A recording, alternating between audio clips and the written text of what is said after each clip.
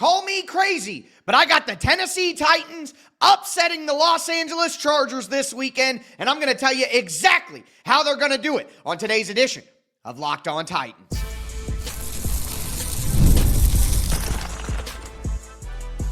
You are Locked On Titans, your daily Tennessee Titans podcast, part of the Locked On Podcast Network, your team every day.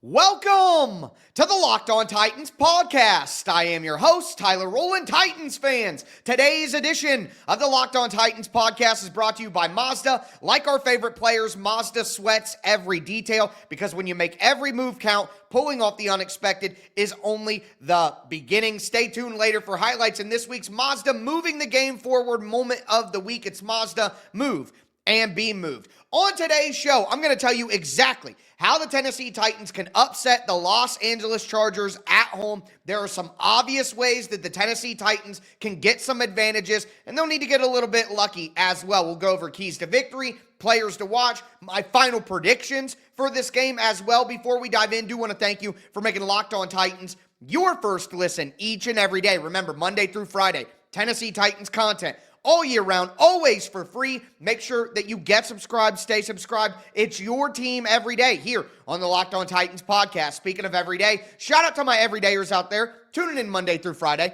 Couldn't do it without you guys. If you aren't an everydayer, you need to be one. Nobody is putting out the consistent Tennessee Titans content that I am, so make sure that you stay locked in with the Locked On Titans podcast. But with that being said, again, I do have the Tennessee Titans pulling the upset on the Chargers this week, and it's not going to be easy, but there are some clear paths that the Tennessee Titans have to make this happen. And the number one path that the Titans can take to win this game is to run the football. And look, I know I'm asking for a lot here.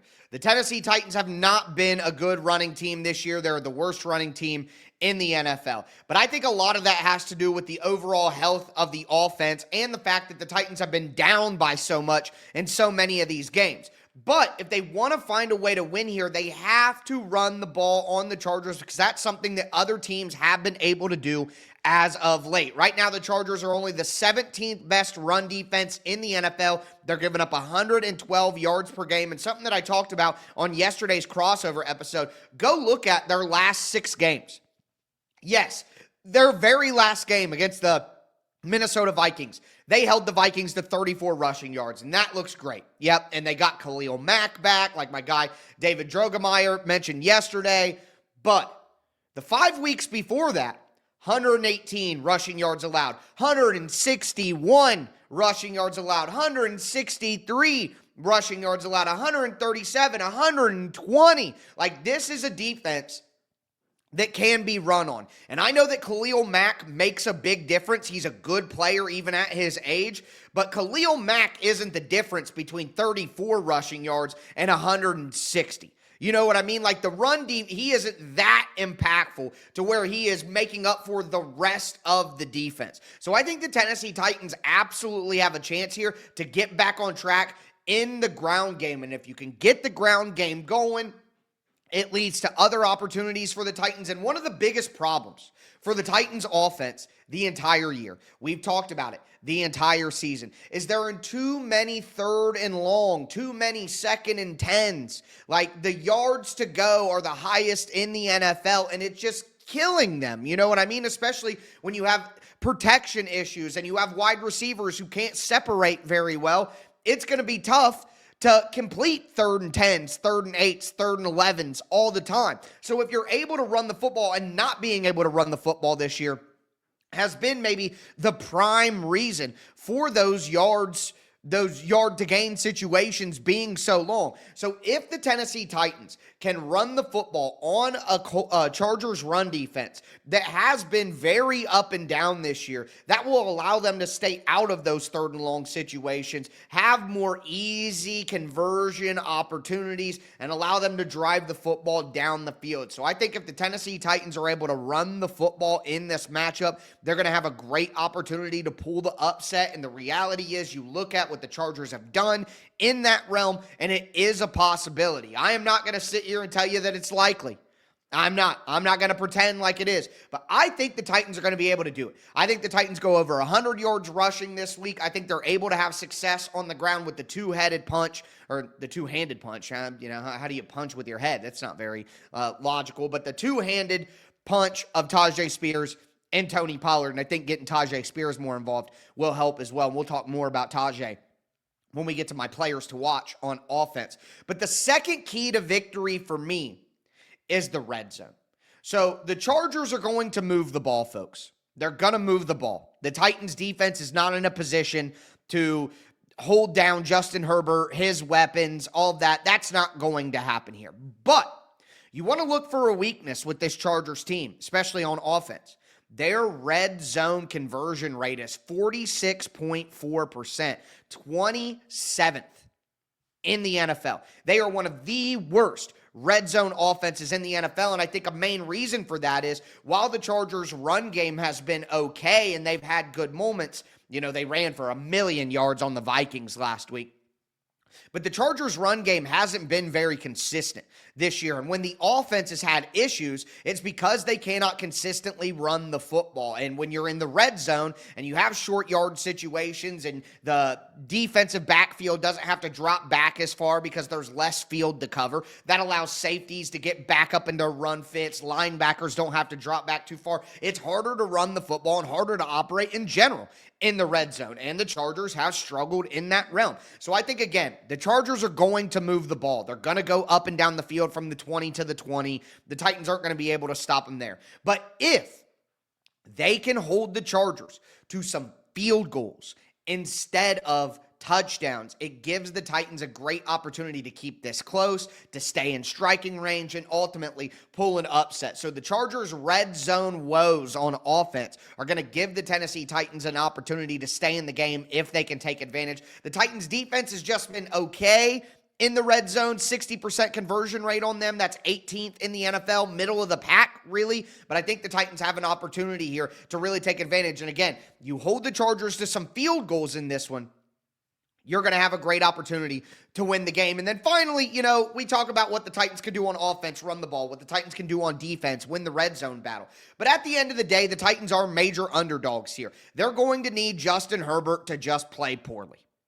There's no way around it. They're going to need Herbert to have a bad game. And when we talk about what that means that Herbert's going to give you the ball a little bit, okay? He is a great player, top 5 quarterback, absolutely awesome. I've always been a guy who believed in Justin Herbert while he's been kind of a controversial topic, whether he's good, whether he isn't good. I've always thought that Justin Herbert was a very good player.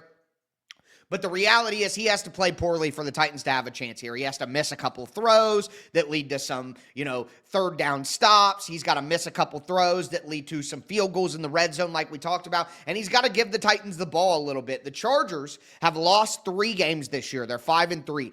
And in those 3 games, they have lost the turnover battle 5-1. They're -3 in turnover margin on the season. The Titans are only -4. So it's not like these two teams are all that different. When the Chargers lose games, it's because they don't take advantage of their red zone opportunities, they play bad run defense, and they lose the turnover battle. So if the Titans want to beat the Chargers, they're going to have to take advantage of the bad run defense, they're going to have to stop them in the red zone, and they're going to have to win the turnover battle. It's that simple for the Titans, and I think they can do it. Now, there are going to be some players who will be paramount to the Titans pulling off this upset, and we'll talk about the offense and the defense players that I'm looking for right now.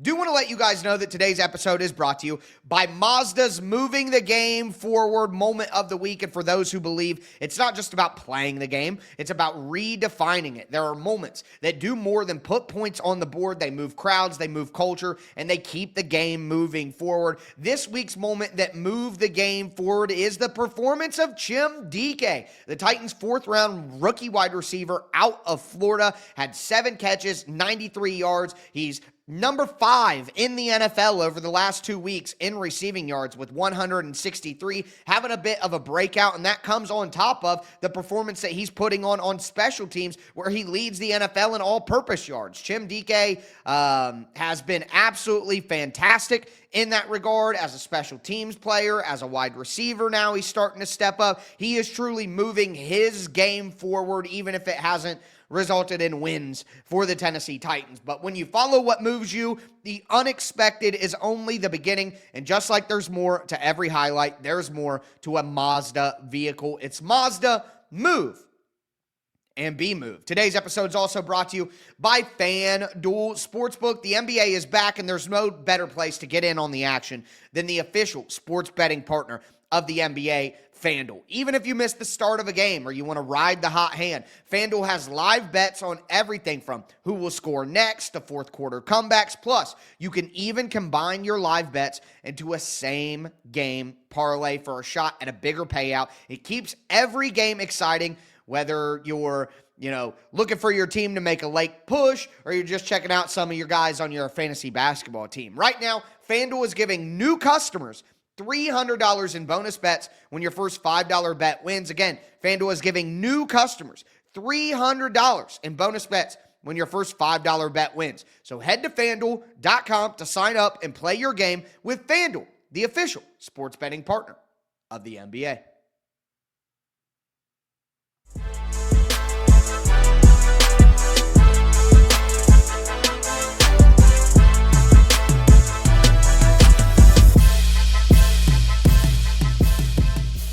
Titans fans, let's continue today's edition of the Locked On Titans podcast. We are doing a game preview episode here. I went over my keys to victory. Now I want to get into my players to watch. Again, I do think the Tennessee Titans pull an upset in this game. I'm going to give you my game and score prediction, my gambling advice, my fantasy stuff at the end of the show. But let's talk about these players to watch, and we'll start on the offensive side of the ball. And as I mentioned earlier, Tyjae Spears is going to be critical in this game. He's my number one player to watch. We're seeing him start to get back into a rhythm here, start to make plays. Had a super explosive run, the longest run on the season for the Titans last week. And I think that Tyjae Spears is ideally suited to take advantage of this Los Angeles Chargers defense. The Chargers, as I talked about on yesterday's crossover episode, the 10th worst team in the NFL in yards after catch allowed. The Chargers are a good pass defense. Make no mistake about it. I'm not saying they're a bad pass defense. But what I'm telling you is where they are vulnerable is yards after catch. You can make a couple guys miss. They don't have guys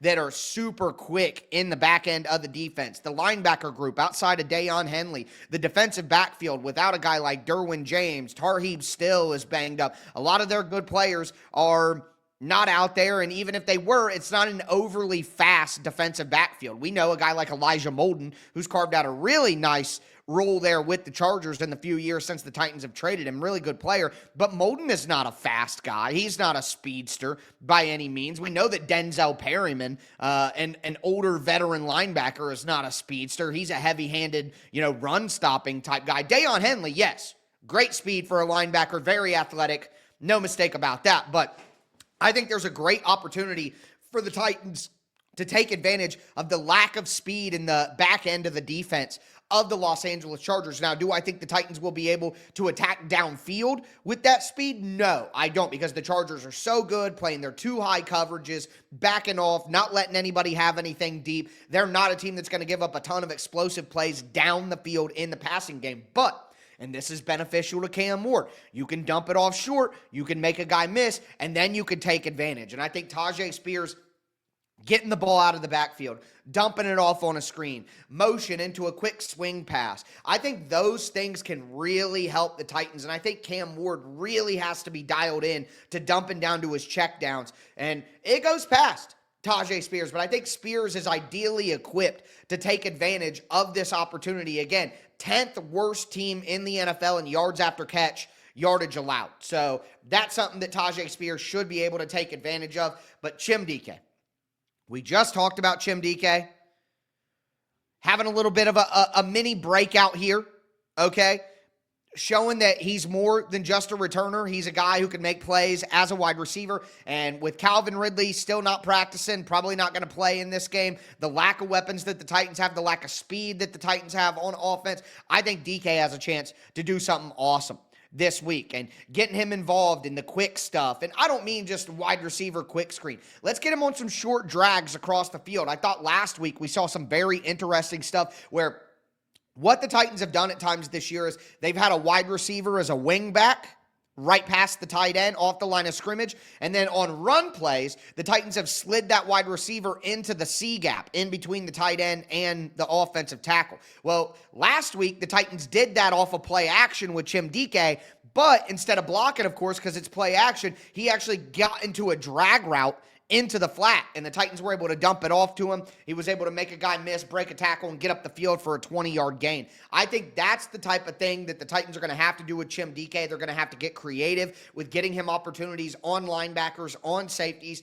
to use that 4-3 speed, create yards after catch opportunities, and that helps Cam Ward get the ball out of his hands quicker as well when you're trying to design short routes. A little bit different than some of these longer developing things that have to go downfield. So I think those two players specifically have a great opportunity to take advantage of yards after catch opportunities. Want to throw Chig Okonkwo's name in there as well. You guys know I'm high on Gunnar Helm. I'm a big Gunnar Helm guy, but I think Chig Okonkwo could actually have a huge game this week in the same situations as Tyjae Spears. Little dump offs, little check downs, one-on-one with a linebacker headed to the outside. I think that Chig Okonkwo could take advantage of those opportunities. But my final player to watch here is J.C. Latham. And Latham has rebounded a little bit after that bad first game back against Max Crosby. Been pretty good in the last 2 weeks against the Patriots. And then last week he was really good against the Colts. I think J.C. Latham has his hands full here against Khalil Mack. Mack is nothing to play with. He's a good player. Been one of the best edge rushers of my lifetime. But last week, we saw Khalil Mack line up majority on that side where he's going to be taking on J.C. Latham. Now, Khalil Mack has the ability to move around. You look through so far this season and the limited snaps that he's played on the left, he's played on the right, he's moved around a ton. But I think that when Latham gets opportunities against Khalil Mack, Mack isn't a speed rusher, and speed is what gives J.C. Latham problems. So I think if Latham is ready to go and on his best behavior, he's going to be able to deal with the power of Khalil Mack and being able to slow down Khalil Mack. Look, the Chargers' pass rush is okay. You know what I mean? It's just okay. I struggle so hard to say the Polynesian names. It's just an issue on my scouting report. Tui Pelotu. And then, you have Bud Dupree as well, who you guys know I'm not a big fan of Bud Dupree. He can be a physical fourth rusher that plays with effort and energy, but he's not going to win with pass rush moves consistently. So I just don't fear the Chargers pass rush talent outside of Khalil Mack. So if you can get J.C. Latham to shut him down, maybe Mack moves over to Dan Moore. You can help Dan Moore a little bit. Dan Moore's been fine this year, quite honestly. He's been just fine. So I think that offensive tackle matchup, specifically J.C. Latham, who has not played as well as Dan Moore as of late. That's just the reality. If Latham can hold down the fort on his side, whether it's against Khalil Mack or against somebody, Odafe Owe, he's a good player. Got to mention him, who they acquired in trade. If Latham can hold down his end of the bargain, I think Cam Ward will have time to make plays. Now, on the defensive side of the ball, the players I'm watching mostly on the defensive line. Dre'Mont Jones has had 3 sacks in 3 weeks, 1 sack in each of the last 3 games. Really got things going here, and he's really the only Titans edge rusher right now that is consistently making plays. And Jihad Ward still be out there. Maybe he can do something. You know what I mean? But the Titans are obviously very, very thin at edge rusher, so they're going to need even more from Dre'Mont Jones. And the reality is we wait to see exactly how healthy the Chargers' offensive line is with a guy like Trey Pipkins, who's probably going to start if everything goes well for the Chargers, but you could see Bobby Hart in there, which is kind of crazy to say in the big 2025 that Bobby Hart is out there starting games. But Bobby Hart actually hasn't played that poorly for the Chargers in the limited opportunities that he's got. But Trey Pipkins, on the other hand, is second on the team in allowed pressures with 17. Bradley Bozeman, the center, has allowed 21 pressures, the most on the team. So I think there are some areas of opportunity, the Chargers' offensive line, when the Chargers have played their bad games, it's because their offensive line has not played well. Now, a lot of that came with Joe Alt and Trey Pipkins out of the lineup where they were playing two backup tackles. That's not going to be the case here. Joe Alt is going to be starting and is going to be playing, so you're probably not going to get many opportunities to win against him because he's an all-time talent who's going to be a Hall of Famer.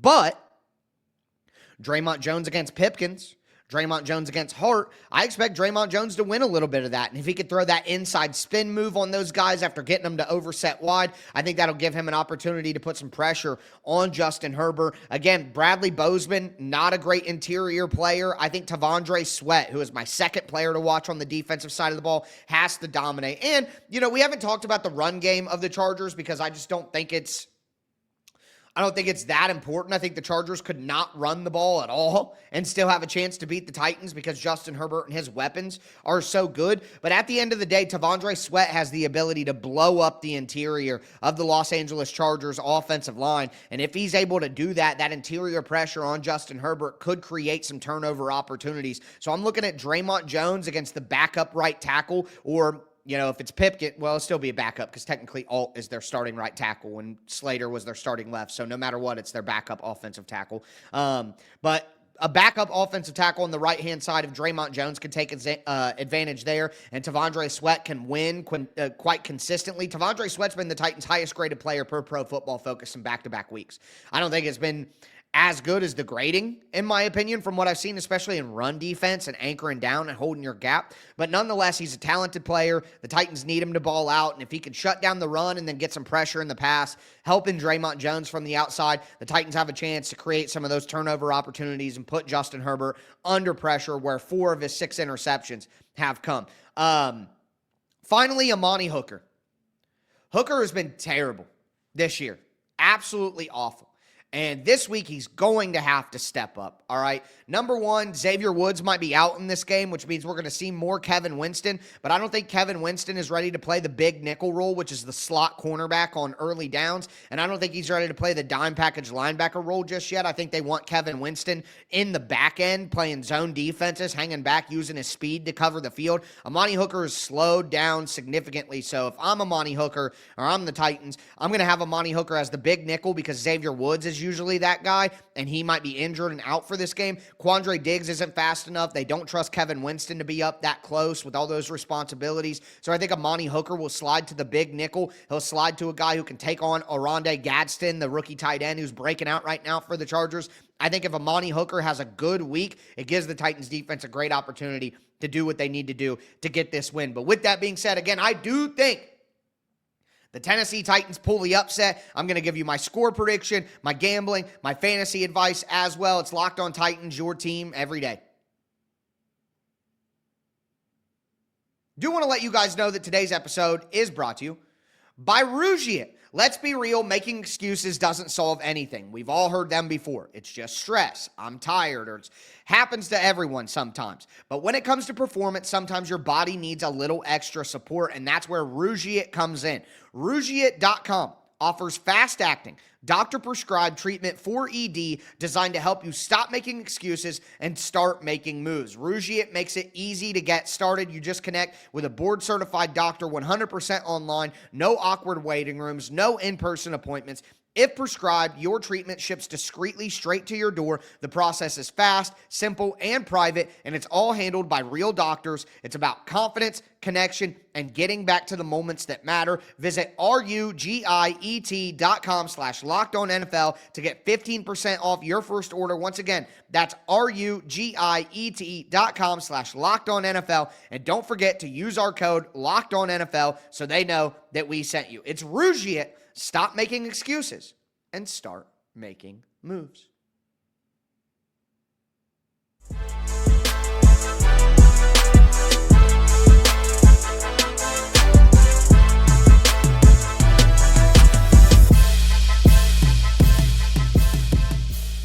Titans fans, let's cap off today's edition of the Locked On Titans podcast. We talked about my keys to victory. We've talked about my players to watch on both sides of the ball. Now it's time to get into some of my predictions, some of my guesses for this game. And we will start with my game and score prediction. Before we dive in, thanks again for making Locked On Titans your first listen each and every day. And happy Halloween. I'm dressing up as an optimistic Titans fan, and I think the Tennessee Titans win this game 23-20. I talked about it. I think the Tennessee Titans will be able to run the football. I think that gives Cam Ward easier opportunities. I think the yards after catch opportunities that the Chargers will give the Titans also make it easier on Cam Ward. I think we could look back and this could be a breakout game for Cam Ward in a sense. But really, I think it's about everything else helping him around. I think the Chargers pass rush doesn't scare me as much as some previous pass rushes have. The Chargers run defense we have talked about is susceptible to some games. I think the yards after catch opportunity means Cam Ward can dump it all short, get the ball out of his hands, and still have big opportunities and explosive plays. I think everything about that goes towards giving the Titans a great opportunity to get something done here. Now, the defensive side of the ball is going to be tough. But again, I go back to what we said earlier, the red zone defense. I think the Tennessee Titans have the chance to force the Chargers to some field goals here, and that's what I think happens. I think out of 4 red zone opportunities, the Chargers only get 2 touchdowns. They get 2 field goals, and I think the Tennessee Titans make a big play on special teams with Chim Dike in the return game, and I think it sets the Titans up for an easy touchdown where the Titans only score, 1 touchdown on offense, but they get, 2 touchdowns on offense, but one of them is set up easily by a special teams play, a turnover play. The Titans are able to get that, get a couple more field goals on the board. I think the Tennessee Titans win this game. They're going into their bye after that. This would be exactly what the Titans need, and quite frankly, the Chargers are a team that, I do Locked On NFL, where I cover the entire league nationally, and the Chargers are one of those teams when I'm looking at the league as a whole that I don't know that I trust to always play their best. At the end of the day, the Chargers are going to charge. And the Titans have played close games with the Chargers as of late. In Tennessee, there have been some close matchups as well. So I know that things are slanted very much to the Chargers, but I actually think the Titans pull off the upset this week. Now, with that in mind, we go to keeping it plus 100. Right now, the line on FanDuel Sportsbook is plus 9.5. I would slam that plus 9.5. That's too many points to give up to the Titans at home. But the reality is, I like the Titans money line here. Plus 370 on the money line, which means if you bet $100, you'd win $370. That's great value for the Titans at home. Again, if you're not as confident in the Titans winning the game, I get it. I understand the plus 9.5 looks absolutely juicy. But at the end of the day, I do think the Titans win this game. So I'm going Titans money line plus 370. Over under is 43.5. I have my score at 43. You guys know, I tell you every week, I hate over-unders. I don't play them. I don't like them. I'm not good at them. Also, one of the big things in life, folks, is self-awareness. All right? You got to know what you're not good at, what you are good at, what you need to improve on, and what you're never going to get better at. Like, there are just things that are just not everything is for everybody. There are certain things that people are never going to get better at no matter how hard they try. For me, it's musical instruments. I could play guitar 100 hours a day for 100 years, and I would suck at playing a guitar. It's not for me. I wasn't made to do it. I feel the same about over-unders. I suck at them. I don't get them right. I don't understand. It's not for me. But I will take the Tennessee Titans money line. Now, finally, for my beautiful, dark, twisted fantasy player of the game, my fantasy sleeper, I'm going to Tyjae Spears. So last week I went with Gunnar Helm. I said he would get his first touchdown catch of the year, and hey, I had a couple of you guys reach out to me like, hey, good call on Gunnar Helm. And I did say that once earlier in the season, I think against the Texans or the Colts in week 3 or 4. I said I thought Gunnar Helm would get his first touchdown of the year. I was wrong about that, but hey, came back, realized good matchup, good opportunity. Here he goes, National Tight End Day, and that's what happened. But for me this time, I'm going with Tyjae Spears. I think Tyjae Spears has over 100 total yards, and I think he scores a touchdown in this game. I think Spears is going to take a quick screen, a slip screen for a running back, something peculiar, maybe a trick play of some kind. I think Tyjae Spears is going to break a big play and score a touchdown in this one. So Tyjae Spears is my guy, who is my beautiful, dark, twisted fantasy player of the week. So whether you're in a season long and you got some buys, or you're a double flex league, something like that, I think Tyjae makes a ton of sense. And if you're playing daily fantasy and you're looking for a value pick so you can stack the rest of your lineup, I think that Tyjae Spears would be a great option there as well. But with that being said, let me know down below whether you think the Tennessee Titans will win this game. Again, happy Halloween, everybody. Stay safe out there. With that being said, that's going to do it for me today, folks. As always, I am your host, Tyler Rowland, and this was Locked On Titans.